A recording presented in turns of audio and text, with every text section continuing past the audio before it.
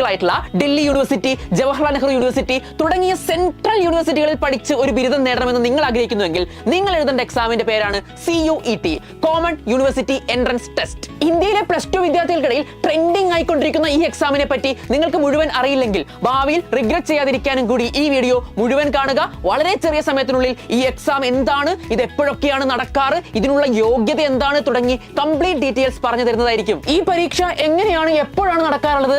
സാധാരണ വർഷത്തിൽ ഒരു തവണയായി മെയ് മാസത്തിലാണ് ഈ എക്സാം നടക്കാറ്. പൂർണ്ണമായും കമ്പ്യൂട്ടർ ബേസ്ഡ് ആയി ഓൺലൈൻ ആയിട്ട് നടക്കുന്ന എക്സാം ആയിരിക്കും. എല്ലാ സബ്ജക്റ്റും ഒറ്റ ദിവസമായിരിക്കും എക്സാം അല്ല.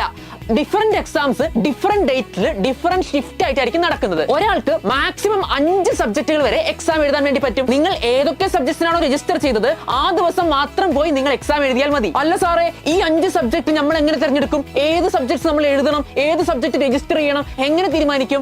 എടാ, നിങ്ങൾക്ക് ഏത് യൂണിവേഴ്സിറ്റിയിലാണ് പഠിക്കാൻ ആഗ്രഹം, അതുപോലെ ഏത് ഡിഗ്രിയാണ് അവിടെ നിങ്ങൾക്ക് പഠിക്കാൻ ആഗ്രഹം, ഇത് നിങ്ങൾ ആദ്യം തീരുമാനിക്കണം. അവർക്ക് വേണ്ട സബ്ജക്റ്റുകൾ ഏതാണെന്ന് നമ്മൾ കണ്ടുപിടിച്ചതിന് ശേഷം ആ സബ്ജക്റ്റുകൾ വേണം നമ്മൾ രജിസ്റ്റർ ചെയ്യാൻ. നമുക്ക് മാക്സിമം 5 എണ്ണം വരെ രജിസ്റ്റർ ചെയ്യാലോ. ശേഷം ആ ഓരോ എക്സാമിനും നിങ്ങൾക്ക് 50 ചോദ്യങ്ങൾ ഉണ്ടാകും. ഈ 50 ചോദ്യങ്ങളിൽ ഒരെണ്ണം ശരിയാക്കിയാൽ 5 മാർക്ക് വെച്ച് കിട്ടും. എന്നാൽ ഒരെണ്ണം തെറ്റിച്ചാലോ 1 മാർക്ക് വെച്ച് നെഗറ്റീവ് പോവുകയും ചെയ്യും. ഈ 50 മാർക്കിന്റെ ഒരു സബ്ജക്ട് എഴുതാൻ എത്ര സമയം നമുക്ക് കിട്ടും? ഒരു സബ്ജക്റ്റിന് 60 മിനിറ്റുകളാണ് നിങ്ങൾക്ക് ലഭിക്കുക. ഇനി നിങ്ങൾക്ക് രജിസ്റ്റർ ചെയ്യാൻ പറ്റുന്ന സബ്ജക്റ്റുകളെ 3 സെക്ഷൻസ് ആയിട്ട് തിരിച്ചിട്ടുണ്ട്. സെക്ഷൻ 1 എന്ന് പറയുന്നത് ലാംഗ്വേജസ് ആണ്. അതുപോലെ തന്നെ സെക്ഷൻ 2 എന്ന് പറഞ്ഞു കഴിഞ്ഞാൽ ഡൊമൈൻ സബ്ജക്ട്സ് ആണ്. എന്താണ് ഡൊമൈൻ സബ്ജക്ട്സ്? നിങ്ങളുടെ സാധാരണ സയൻസ് ആയിക്കോട്ടെ, കൊമേഴ്സ് ആയിക്കോട്ടെ, ഹ്യൂമാനിറ്റീസ് ആയിക്കോട്ടെ, അതുപോലുള്ള സബ്ജക്റ്റുകളാണ് അതിൽ പെടുക. ഇനി നിങ്ങൾക്ക് സെക്ഷൻ 3 ഉണ്ട്. അതിൽ നിങ്ങൾ ടെസ്റ്റ് ചെയ്യാൻ പോകുന്നത് ജനറൽ നോളജ്, അതുപോലെ തന്നെ ലോജിക്കൽ റീസണിംഗ് തുടങ്ങിയവയായിരിക്കും. ഇനി ഈ ടെസ്റ്റ് എഴുതാനുള്ള യോഗ്യത എന്താണ് സാറേ?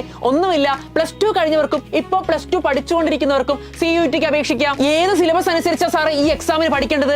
നിങ്ങൾ +2 പഠിക്കുന്ന NCERT സിലബസിൽ ബേസ്ഡ് തന്നെയാണ് പ്രത്യേകിച്ച് ഡൊമൈൻ സബ്ജക്ട്സിലൊക്കെ ക്വസ്റ്റ്യൻ വരുന്നത്. പിന്നെ ക്വാണ്ടിറ്റേറ്റീവ് ആപ്റ്റിറ്റ്യൂഡ്, ലോജിക്കൽ റീസണിംഗ് എന്നിവ മാത്രമാണ് വ്യത്യസ്തമായി വരുന്നത്. ഈ എക്സാം എഴുതാൻ താല്പര്യമുണ്ട്. എപ്പോഴാണ് ഇതിനു വേണ്ടി രജിസ്റ്റർ ചെയ്യാൻ പറ്റുക? എടാ, സാധാരണയായിട്ട് ഫെബ്രുവരി അവസാനത്തിലാണ് ഇതിന്റെ രജിസ്ട്രേഷൻ വിളിക്കുക. ശേഷം മെയ് മാസങ്ങളിൽ എക്സാം നടക്കും. ജൂലൈയുടെ ഒക്കെ അവസാനത്തോടെ ഇതിന്റെ റിസൾട്ടും പ്രഖ്യാപിക്കും. ശേഷം ഈ റിസൾട്ട്സ് ഉപയോഗിച്ചുകൊണ്ട് ഓരോ യൂണിവേഴ്സിറ്റിക്കും വേണ്ട സബ്ജക്ട് കോമ്പിനേഷൻ ഏതാണോ അതിനനുസരിച്ച് നിങ്ങൾക്ക് വിവിധങ്ങളായ സെൻട്രൽ യൂണിവേഴ്സിറ്റികളിൽ അഡ്മിഷൻ നേടാൻ കഴിയും.